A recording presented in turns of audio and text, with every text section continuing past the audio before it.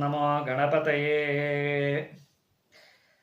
అందరికీ కూడా నరఘోష లేదా శత్రుఘోష లేకపోతే ఈర్ష్య అసూయల వల్ల కలిగేటువంటి నష్టాలు చాలామందికి తెలుసు, కొంతమందికి తెలియదు.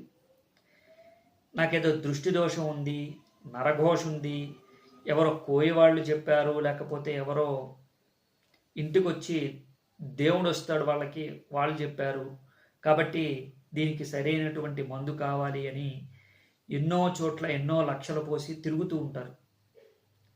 వారికి సరైనటువంటి మార్గాలు దొరకవు, సరైనటువంటి పరిష్కార మార్గం ఎవరు తెలపరు.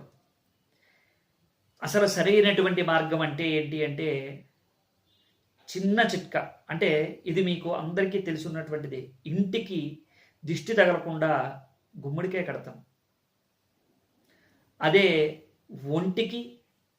ఒంటికి బాగాలేకపోతే ఇప్పటిదాకా మనకి తెలుసున్నది తాయెత్తులు కట్టుకోవడము, లేదా ఏదైనా ఒక తాడు కట్టించుకోవటము, మంత్రం వేయించుకోవటము, ఇలాంటివి తెలుసు. కానీ ప్రకృతిలోనే అవి దొరుకుతాయని మీకు తెలుసా? ప్రకృతిలోనే సహజ సిద్ధంగా ఇంటికి గుమ్ముడికే ఎలా దొరుకుతుందో ప్రకృతిలో అలా కొన్ని ఆధ్యాత్మిక పరిభాషలో రక్షణ బీజాలు అంటారు.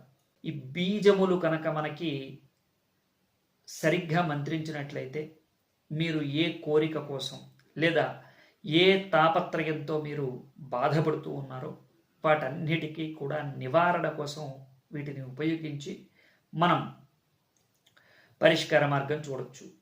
ఎంతటి దృష్టి దోషమైనా సరే, మీరు ఊళ్ళో ఉన్నా లేకపోయినా, కనపడినా కనపడకపోయినా దృష్టి దోషం అనేటువంటిది సహజం.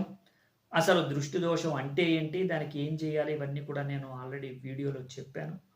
వాటిని ఒకసారి డిస్క్రిప్షన్లో చూడండి. అలాగే మీకు ప్రకృతి సహజ సిద్ధంగా ఉన్నటువంటి ఈ నరఘోషకి లేదంటే ఈ శత్రు దోషాలకి వాటికి సంబంధించినటువంటి యంత్రాలు, ప్రకృతి సహజ సిద్ధంగా లభించేటువంటి యంత్రాలు కావాలి అంటే నాకు పిన్ చేయండి.